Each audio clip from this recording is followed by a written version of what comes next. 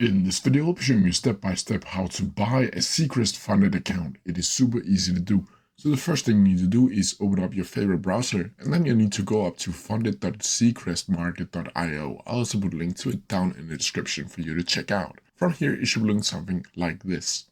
And here, you'll be able to either log into your already existing account or get your funded virtually. And if you're new, you'll need to click Get Funded Virtually right here.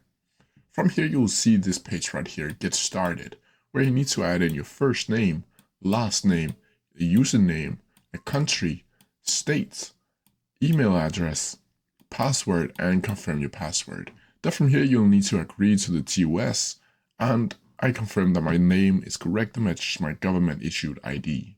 From here, you'll need to click Sign Up, and then you'll need to log into your account and verify your email address. From here, it should look something like this. And here is where you need to go if you want to create a challenge and get your funded account. And to do it, you simply need to click up here to Start Challenge. And from here, you'll see that you need to choose in your country, and you'll need to change the challenge type either from 1-step or 2-step.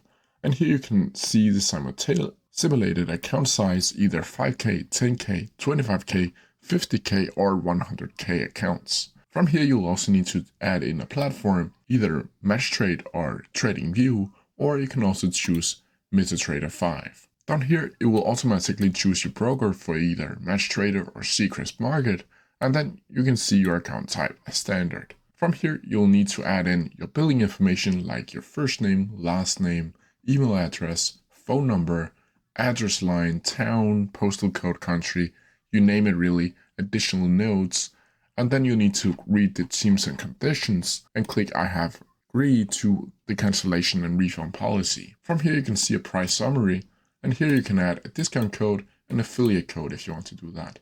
From here, you'll need to click complete order and add in your credit card details. From there, you will have successfully started your challenge. I wish you good luck with your challenge and happy trading.